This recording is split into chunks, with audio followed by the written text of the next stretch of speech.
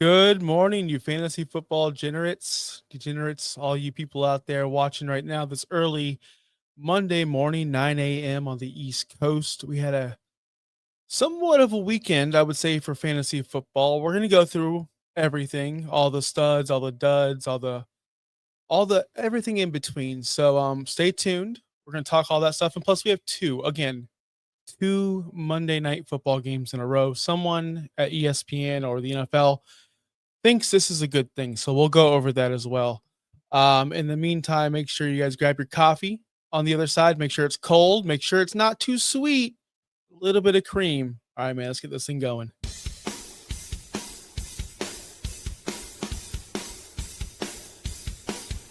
You're watching Cold Brews and Hot Takes, only on Fantasy Now Plus.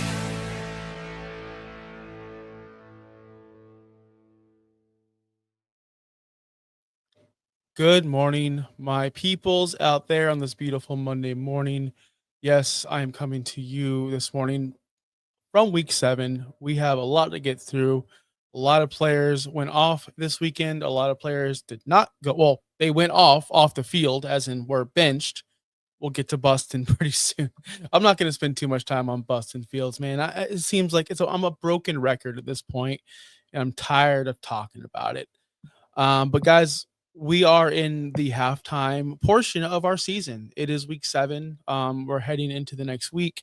Therefore, most fantasy seasons end week 14. Of course, the playoffs go 15, 16, and 17. And if you're a lunatic, you do play week 18, which I hope you don't. I really hope you learned your lesson. If you were new to fantasy and you did play week 18, it's ridiculous. So, yes, we are at the halfway point. It's time to get our ducks in a row. Are we a contender?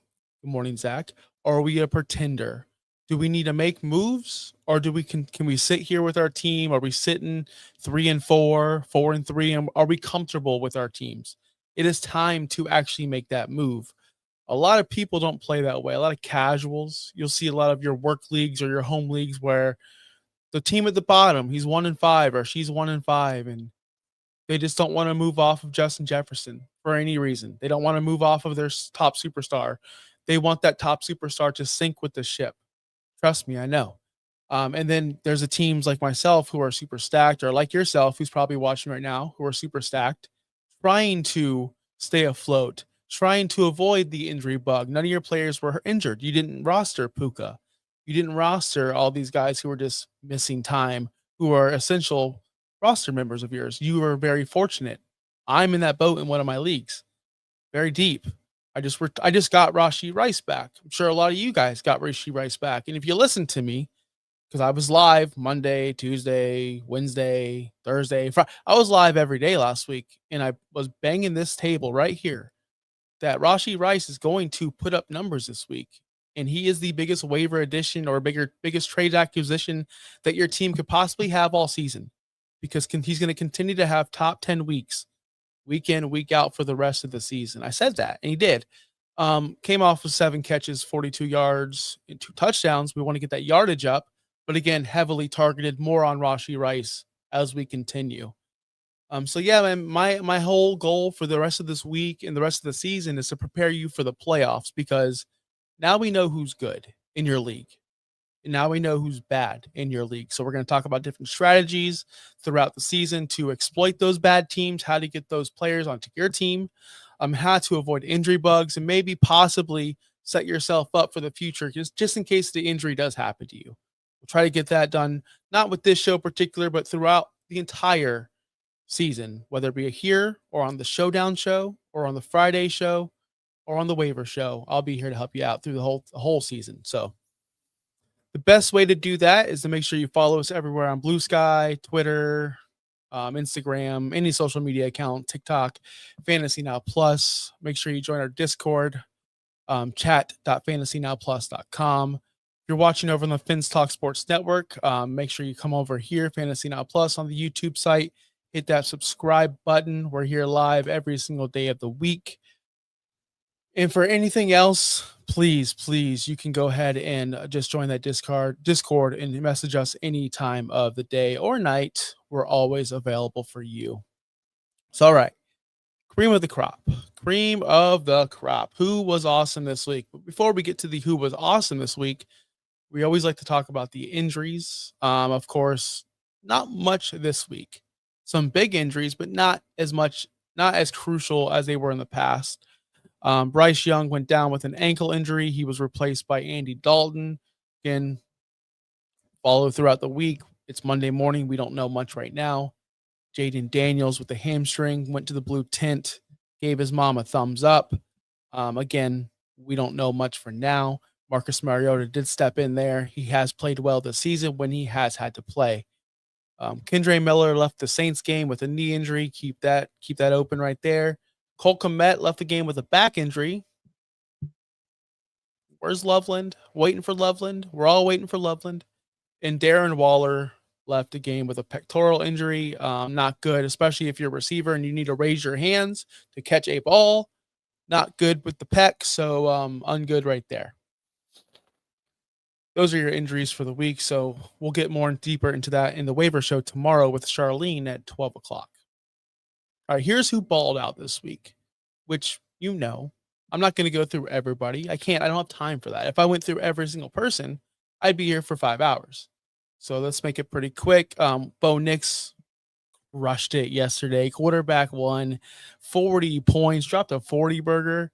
That was one of the most wildest finishes not of all time. Come on, we've had some great finishes. Stephon Diggs in the playoffs. We've had that Seahawks debacle where the referees were holding out and that nobody knew if that was a touchdown. We've had some crazy finishes, right? The Green Bay Packers with that onside kick with that tight end who couldn't catch the ball and the Seahawks got the ball.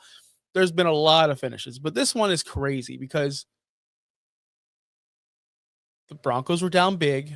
I believe down 20 points going into the fourth quarter. And Bo Nix willed his way against the New York Giants. But then on the other side, Jackson Dart didn't back down. He also answered with his own rushing touchdown. So it was two young quarterbacks going at it head to head. In the final 2 minutes of that game, it was phenomenal television. Bo Nix did get the upper hand. He did finish the game 27 for 50, 279 yards, and 2 touchdowns, no interceptions. Also had 2 touchdowns on the ground.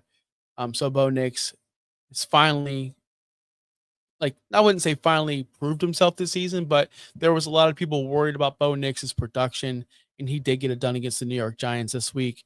Jackson Dart on the other side. He's the quarterback 22 right now in fantasy, but I just want to let you guys know since week 4, he's been averaging 22.6 points per game. That's when he took over. He did play in the games weeks 1 through 3 just as fill-ins, so those count towards his points per game and his quarterback ranking. But since he got the starting role, Jackson Dart is the quarterback 4 in fantasy football. Jackson Dart is a menace. Jackson Dart has all the swag. Him and Scat both have just taken New York as it's insane how they've turned it around. If you look from last year and the year before, and even the year before, you had Saquon Barkley and Daniel Jones. They couldn't get much done. It was a disaster of a franchise. Even this year, you have Russell Wilson step in there. He has one awesome game, sucks the rest. Jackson Dart comes in there and totally turns that I'm not going to say they turned the franchise around. They lost the football game yesterday, but that offense looks more fun. It's more fun to watch. 3 touchdowns yesterday through the air, 1 on the ground. His lowest rushing yardage on the season, of course, because I did gamble on my Hard Rock app here in Tampa Bay. I'm allowed to gamble legally on the Hard Rock app. Of course, I took his over on the yardage rushing, and of course, he didn't hit it for the first time ever. So that's just my luck betting, but better days ahead for Jackson Dart on the ground because they do like to get him design runs. He was awesome this week as well. So for the quarterbacks, they stole the show. Yes, there was great quarterback play throughout the whole week. I'm not going to go through them all. You can go to Fantasy Pros or any other site to check that out. But these two right there, in a game where it was tight and close, but in some parts the game was a blowout, both quarterbacks performed. Both quarterbacks overperformed, I would say. People were scared about Dart because he was playing Denver. I wasn't that afraid of it because, again, if you heard it once, you heard it a million times. I will always say this. The offensive players get paid more than defensive players. They're more important to the game. overall. That's what the NFL is telling us with the scoring systems and the kicks and the field positions. Like they want offenses to score. The league is geared towards scoring teams and quarterback play, and that's why I kind of okay, your defense is good, sure, but the NFL is always going to make sure teams score points. That's why quarterbacks will always score points. Jackson Dart is a stud. Speaking of studs, I think I had this guy ranked number 1 at the running back position this week. Quinshawn Studkins, as I've turned him here. He's the running back 3 this week, scored 26.4 fantasy points against the Miami Dolphins. It was a bad weather game. It was horrible, rainy, windy, ungood for the passing. So those two quarterbacks definitely struggled, Dylan Gabriel and Tua. Tua, we won't talk about him. More on that on the Finns Talk Sports Network, because let's just say Tua, everyone needs to go. But Studkins, he's been the running back 10 since week 2, since being the starter, since signing with the team. He's been the running back 10. He's averaged 15.3 points per game, and that's better than Saquon Barkley and Ashton Genty. Studkins, I'll say his real name. Judkins is going to be, in my opinion, a running back you want to roster, not just this season, but for the rest of his career. I see him and I see burst. I see athleticism. I see elite talent. I see that he's better than everybody else on his football team. I see him running around circles, everybody else. They put in Dylan Sampson, who I do like, and he's a good running back, and he can get the job done if needed. But then you put Judkins in there and you go, oh, okay, that's why they wanted to sign him so badly. That's why they needed to get him here. He's just on a different level. And he's going to be the running back to roster moving forward, obviously. We know that. But to put him on the same level as an Ashton Genty, who was drafted 101 in your dynasty leagues in first round in most of your redraft leagues, that's an interesting question. Pudge on our Friday show, asked me who has more fantasy points the rest of the way between Scadaboo and Genty. And I said, neither. It's going to be Judkins. He didn't let me give that answer because that wasn't the question. But I still believe that Judkins is going to be the best rookie running back out of this class and for this season.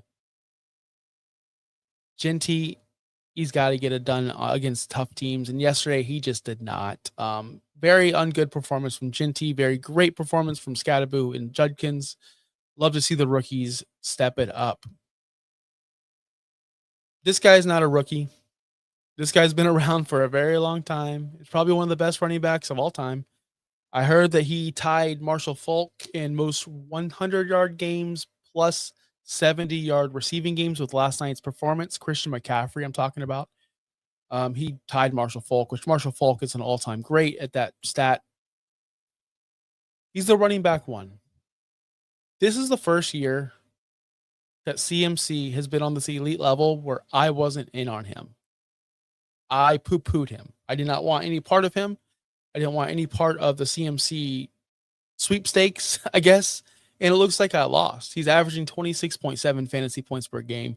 Clearly on top of the world. He can do no wrong. 129 yards yesterday, 2 touchdowns, 7 catches, 72 yards on 8 targets. CMC, if you're still worried about him being injured or whatever it may be, it doesn't matter. Where you drafted him, 12th, 13th, 14th. That's where he was going, late first, early second. He has returned his value tenfold. I'm not going to say he can get hurt now, and then you already got the value from him, but he kind of already did. If you roster CMC and you got him that late, you're already winning. Most likely you're on top of your league. I don't see one CMC manager in the bottom 6. I see them all in the top 6. So good for you guys for picking him out, staying strong with him, and winning fantasy football games, because CMC, I don't see him being stopped this season. I just don't. He in a world where they're down so many players, and he's the one that's usually down, he has stepped it up big time. Kittle came back yesterday, laid a complete egg. Not sure. It was a late game. Didn't watch the whole thing. Full disclosure. So not sure if Kittle played the entire game or all the snaps. Just saw that he only had 2 targets and 0 catches. CMC is the 49ers. Plain and simple. Another running back that dominated, Jonathan Taylor, 3 touchdowns, 94 total yards on the ground. Not much to say about that. The Colts are just on a roll right now. You can't stop the Colts. Best offense in the league. Who saw this coming? I mean, I called Daniel Jones. I didn't call this. I didn't think Jonathan Taylor would be this good this year. And he is. Running back 2 on the season. Jonathan Taylor, great job over there. And here's a running back that we don't talk about enough on the show. And there's a reason for it. He usually stinks. DeAndre Swift, 20.8 points this week. He's the running back 5 so far. There are 4 or 5 or 6 running backs left to play tonight. Yes, we have 2 Monday night games, unfortunately.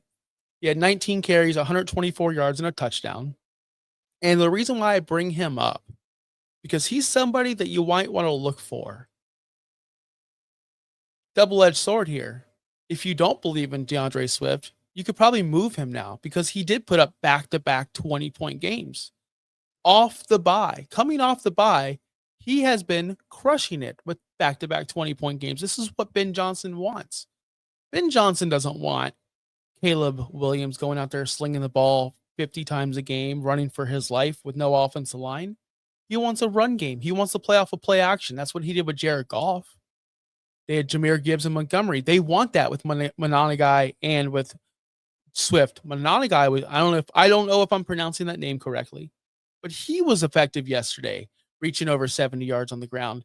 That's what they want. That's what Ben Johnson wants. So when they do that, their offense is going to be humming. Caleb Williams can run off that play action. It's going to be magical. They're building something over there in Chicago. I see it. I want it. I want Ben Johnson to succeed over there. They have too much talent not to. So DeAndre Swift, you can either buy him if you believe in him or sell him if you don't. I'm going to lean towards the buy if you can get them cheap. If the person that you're buying from is the one who's selling them because he doesn't believe in them or she. So DeAndre Swift, I look better days ahead. Again, this is a plus news. This is a positive. We want to see DeAndre Swift with these awesome points.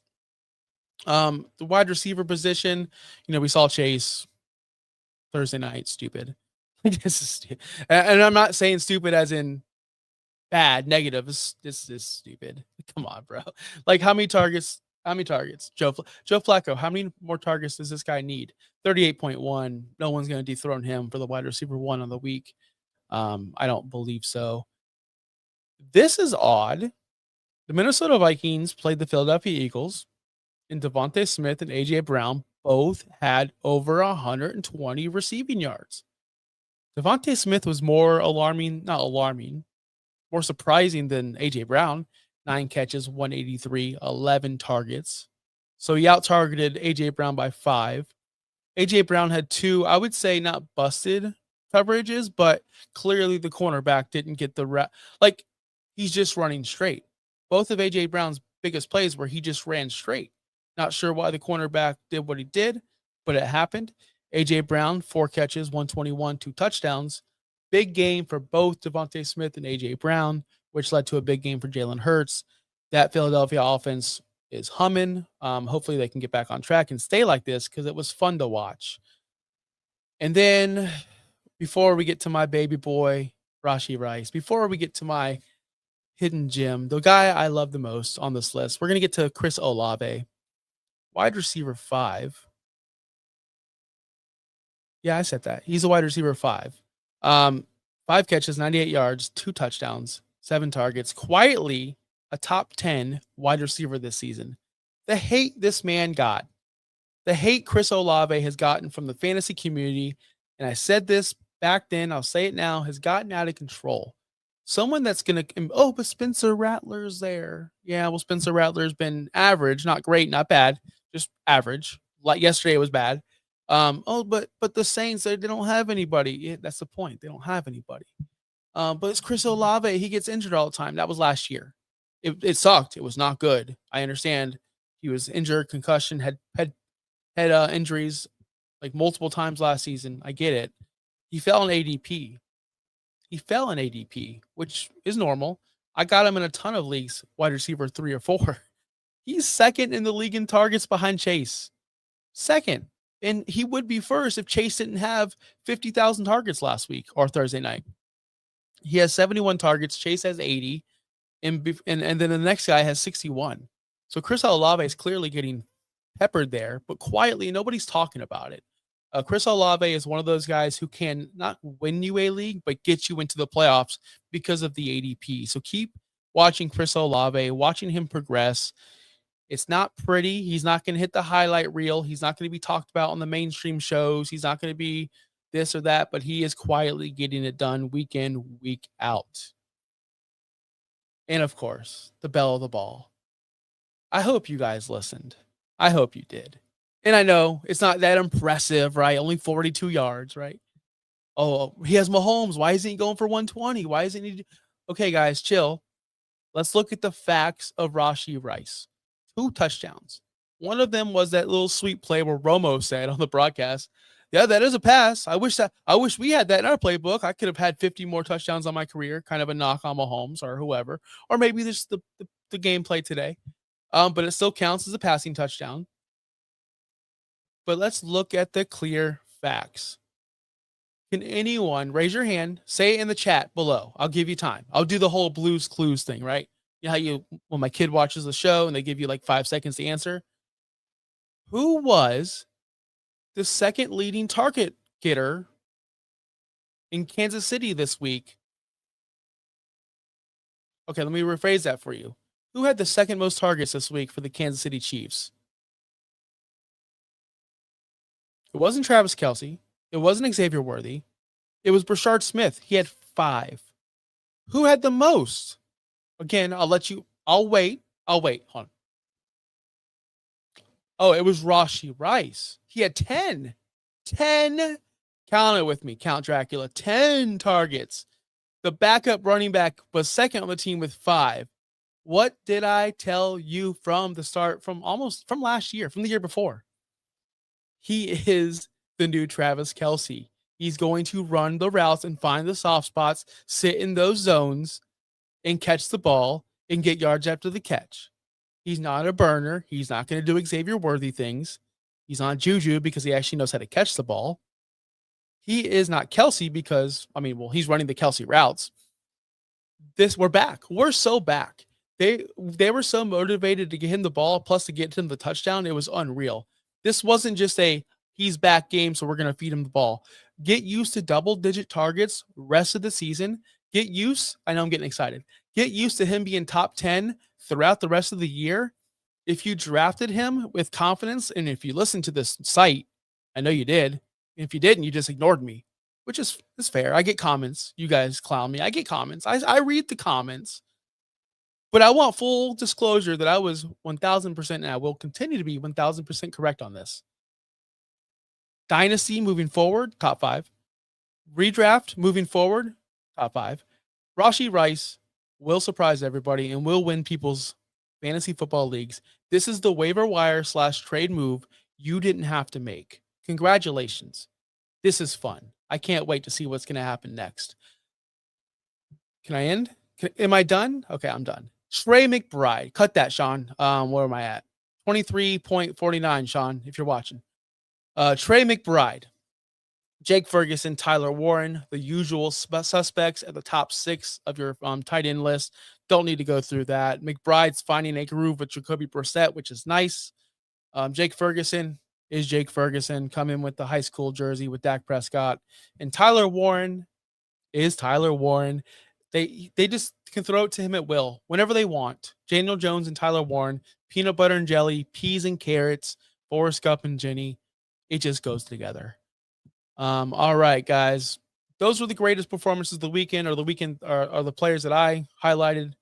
I'll rush through the bad. I won't be too long because we do have 2 Monday night games to get to. Rushing through the bad because I don't like to harp on the bad.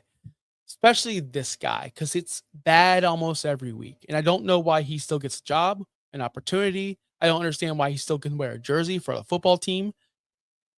Justin Fields. I'm sorry. No, it's Boston. It's Boston. He's quarterback 20 on the season. 20. We didn't draft him that much. We didn't draft him that. But I hear it all the time. He's not good for real life. He's a fantasy quarterback. Quarterback 20. Oh, he doesn't get a shot. Oh, he doesn't have this or that. Yeah, he does. He's had more shots than a Josh Rosen had or a Trey Lance had. Now, I understand those guys were bad. I understand. But he's just as bad. I don't understand. What picture of Roger Goodell does Justin Fields have? What picture, what blackmail, what does he have on the league where he keeps getting jobs? I'll never get it. I'll never understand it. And all the keyboard warriors on the X or the blue sky talking about he's this and that and improve this number, improve that number. I don't see it. I don't see it. I'll never see it because he doesn't have it. He's not it.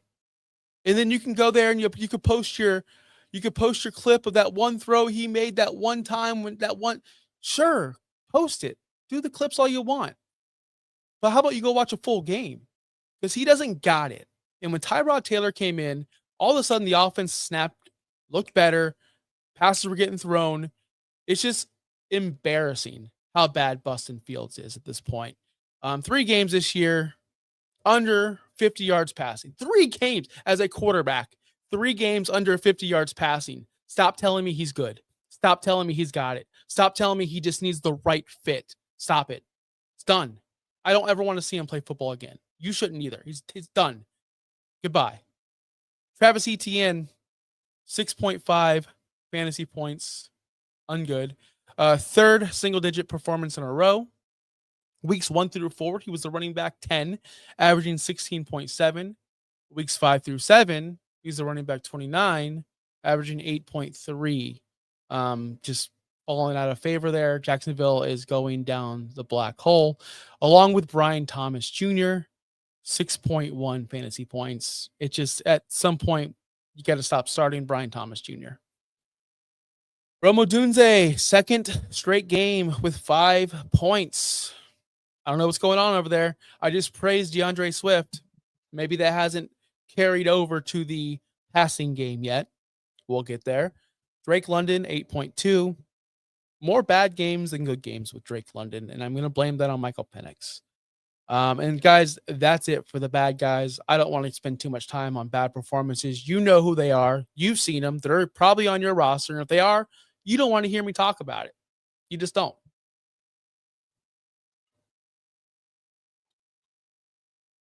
2 Monday night games. Tired of it. Tired. I'm tired in general.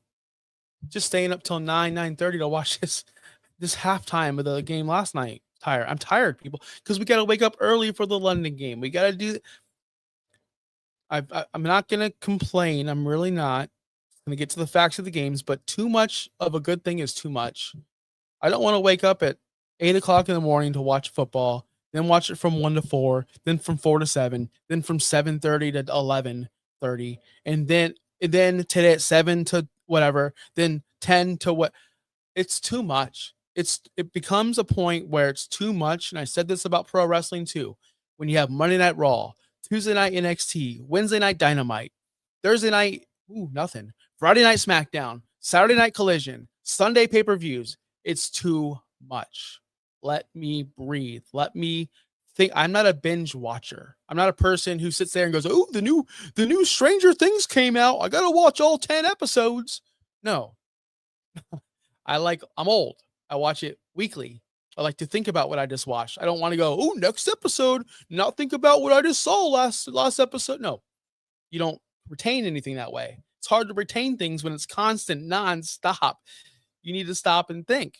Anyway, I told you I wasn't going to complain, and I'm complaining. Detroit Lions will host the Tampa Bay Buccaneers on the early game. The line is currently the Lions favored by 5.5. The over-under is 53, and we do have some injuries to speak about. Some big, mainly on the Tampa Bay side. Emeka Mbuka, questionable hamstring.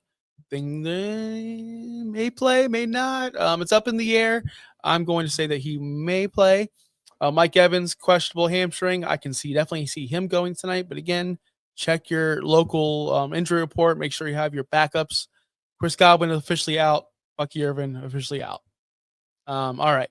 Your auto starts heading in tonight. Baker Mayfield, even without his top targets, he's still a freaking baller. He's the quarterback 10 heading into tonight, averaging 21.1 points per game. He's had 12 touchdowns on the season, only 1 interception. Baker has been money. He also likes to tuck the ball down and run and get the job done himself. He's an auto start. Don't worry about it. Even if his guys are out, he'll still find a way to succeed. Amon-Ra St. Brown, he's a wide receiver 5 this week.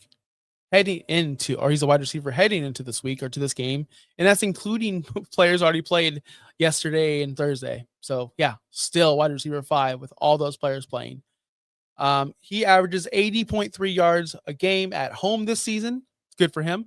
But on Monday Night Football, he averages 61.6 yards per game. That's his worst when it comes to Sunday games, Thursday games, Saturday games. Mondays are his worst performances, so we'll see how that goes. Sam Laporta has been good this year, finally. Back-to-back weeks with 6 targets and a touchdown against Kansas City and Cincinnati. He is a tight end 9 heading into tonight, so he's a must-start. Jahmyr Gibbs, is he a must-start? Is Jahmyr Gibbs a must-start? That's a good question. Of course you're going to start him. You drafted him that high. You have to start him. You drafted him in the first round. I know I tell people all the time, take your draft that happened in August, throw it out the window. Jahmyr Gibbs, you're going to start him. He's a superstar. Again, he gets paid, well, the running backs, but offensive players get paid just as much as the defensive players, if not more. They should succeed or they should perform. But he hasn't had 100 yards on the ground all season. And if you look at the running backs, Tampa Bay has stomped a mud hole into him and walked it dry. Bijan Robinson, 12 for 24, ungood. Nick Chubb, week 2, 12 for 43, again, ungood, but it's Nick Chubb, whatever. Breece Hall, 9 for 21, ungood. Saquon Barkley, probably the best one so far, 19 for 43, took him 19 times to get 43 yards, did score a touchdown. Kenneth Walker, probably the best one, 10 for 86. And CMC last week, 17 for 54. I don't know about y'all, but I think Bijan was drafted in the first round. Breece is a top running back. Saquon was drafted in the first round. Walker's a top running back. And CMC is the best player in the world. And Tampa Bay shut them all down. So what's going to be different with Jahmyr Gibbs? Vita Vea doesn't get enough love in the world. I don't think Vita Vea is, just because he plays in Tampa Bay, people don't really talk about Vita Vea as much as they should. He's going to be shutting down the run game for the Detroit Lions, but you must start him because you drafted him. It's just the facts. Rachaad White on the other side, he's the running back 29 going into this week. Small sample size, but since taking over for Bucky Irvin, he's averaged 20.4 fantasy points per game and has been the running back 7. Rachaad White will be active, will be involved. Love Rachaad White this game. The role players. And yes, these are role players.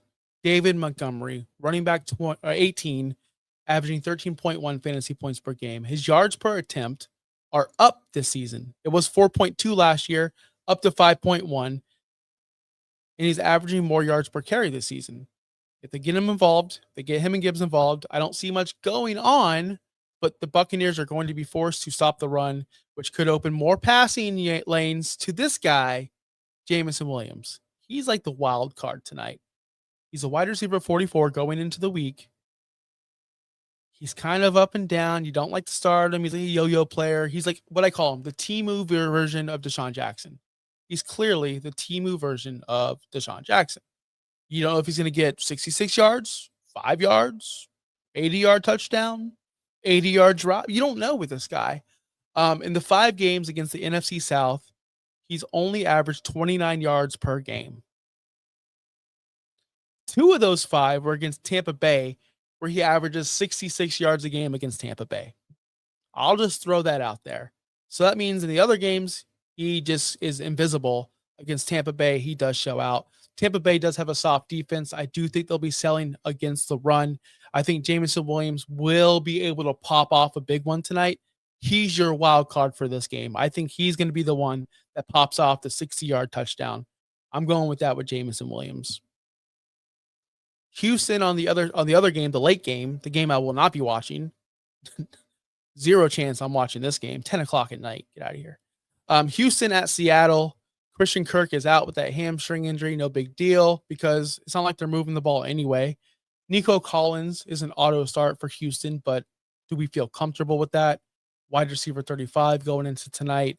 Primetime games at night, though, he does average 6 catches, 109 yards, and 0.75 touchdowns. So he almost averages a touchdown in primetime games. He's also an auto start unless you have a better option, which I doubt you do. But this one, JSN. JSN has been probably the fantasy MVP in the wide receiver room because of where you drafted him and because of the expectations. We thought Sam Darnold was going to go in there and slow the offense down, not be as good. What he did in Minnesota was it was such a fluke. He had Justin Jefferson, he had Addison, he had Hawkinson, he had KOC as a head coach. He's fine. Well, he learned a lot, and he went to Seattle, and he's balling out this year, especially to JSN. JSN's yearly ADOT his career ADOT 6.1 ADOT. I know, right? I'm busting out the advanced stats over here. Advanced. But his average depth per target was 6.1. Now it's 8.7. Now it's 13. I'm sorry, I read that wrong. It was 6.1 his rookie season, 8.7 his sophomore year, 13.0 this year. His yards per catch is at 16.6. Put that in perspective. Last year, Jamar Chase averaged 13.4 yards per catch. JSN's blowing him out of the water in that whole thing. And we all know what Chase did last year. Chase had 127 catches, 1,700 yards, 17 touchdowns.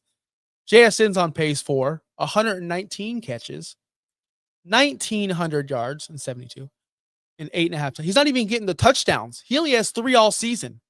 Imagine if he scored touchdowns where he would be. Just imagine that. He's the wide receiver 4 going into this game. I expect him to have a big game tonight. We all expect him to have a massive game every single game. Just imagine if he started scoring touchdowns, what he would be able to do with this whole production. Role players for tonight, Sam Darnold, quarterback 15, 17.4 fantasy points per game. Hopefully this is a big difference between his ghost game, because that's the only thing I remember from Sam Darnold in the Jets was he seeing ghosts on some Sunday night game. He's not seeing ghosts no more. He's doing just fine. Last year at this point, heading into week 7, Sam Darnold was also the quarterback 17, so he's improved. His fantasy points per game are 17.3, which is also improved this season. So Sam Darnold is on the up and up. He's currently slinging it at a 70.8% percentage, which is a career high. And his touchdown rate is at 6.8. Last year, it was at 6.4. Someone like Baker right now is sitting at 6.2 touchdown rate. So that means 6.2 of his attempts are going for touchdowns. As far as Mr. Sam Darnold, it's slightly higher than Baker Mayfield. And Baker is obviously Baker Mayfield. Just to put that in perspective, how good Sam Darnold has been this year. He's just not putting up the numbers. He doesn't have the volume, and he won't have the volume. That's not their team. CJ Stroud, quarterback 24, been a big, massive disappointment since his rookie season. I understand. But guys, he's lost Stephon Diggs. Tank Dell may never play football again. And Nico Collins can't stay on the field. And plus, they don't have an offensive line. He has put together a nice little 2-game stretch before his bye. So in those 2 games, he went 45 for 55. It's pretty good. Only 10 incompletions in the last 2 weeks. 477 total yards. 6 touchdowns, 0 interceptions. He's been quarterback 5 in those last 2 weeks before the bye. Again, they played Tennessee and Baltimore, but you need to beat those teams and beat them up pretty good. And he did that. So CJ Stroud, he's a role player. He's not going to give you those top end numbers, but he's not going to totally the bet on you. Nick Chubb, the definition of role player. Unfortunately, at his age and with all the injuries, he's only the running back 33, only averaging under 10 points per game, 9.7. Seahawks allow 79 rushing yards per game, second best in the entire league. Avoid if you can. And if you're going to go to Woody Marks, I'm sorry. I don't know if Woody Marks is a thing. People are expecting him to be a thing. He had 1 week. He had 24 carries in the last 2 games. 17 came off of week 4 against Tennessee. He's only getting a 37% snap share. He's just not involved. If you really want to put your fantasy week in jeopardy with Woody Marks, go ahead. I'm not going to do it. And then last but not least, Charbonnet, the main event, what everybody's been waiting for. Charbonnet versus Kenneth Walker. What do we do? How do we handle it? Who do we start? Who do we sit? Who do we trust? The answer could be nobody, but that's not what you're looking for. You need stone cold evidence of why you should start this person over that person. I don't know if I can give you that. Charbonnet is the running back 40 right now currently. Kenneth Walker is the running back 19. Why are we having this conversation? 21 spots above Charbonnet, Kenneth Walker is. Why are we having this conversation? I don't understand this conversation. But in the last 2 weeks, Kenneth Walker is the running back 31. Charbonnet is the running back 28. So we can't look at total numbers. See what I did there? I knew what I was doing. I was setting you up for it. Anyone can go to fantasypros.com or whatever and just look up the total numbers. But you need to break down week by week, half by half, to know the full story. I can just sit here and tell you, Walker's better. He's running back 19. Charbonnet's running back 40. That's not the story. Story is what's going on lately. And what's going on lately is Walker is not that good. But Charbonnet has yet to receive or achieve 50 total yards in a game. That's it. He hasn't had a game with 50 total yards. I don't know how we could trust that. Walker's had 50 or total more yards 4 times this season. They both have 3 touchdowns. Walker is getting the snaps. Walker is getting the snaps. That's a fact. He's beating out Charbonnet in the snaps. Overall, Charbonnet's been beating him out the last 2 weeks. I wish I had a stone cold answer for you. I really do.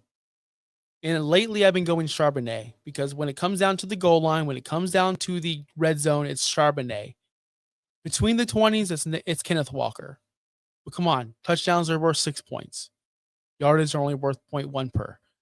I'm going with the guy who's going to score the touchdown. I'm going to go Zach Charbonnet over Kenneth Walker tonight.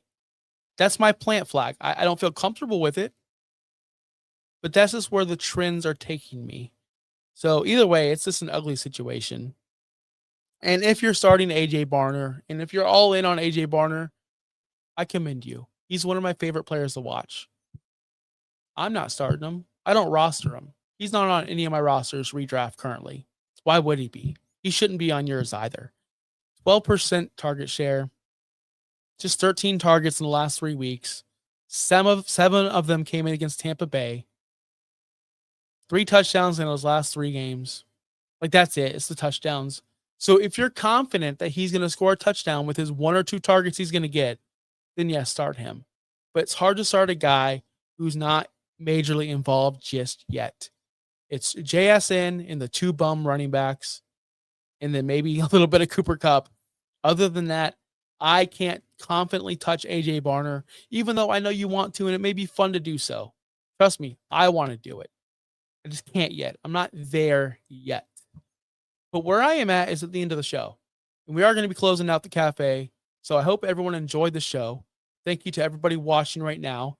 Make sure you hit that like button. Zach, I appreciate you chiming in. If you're watching after the fact, leave a nice comment, man. These mean comments lately have been so mean, it's hurting my feelings. But if you want to leave a mean comment, at least be snarky. At least be funny. At least be creative behind it. Make me laugh today, because I want to make you laugh. I want to make you think. I want to make you smile.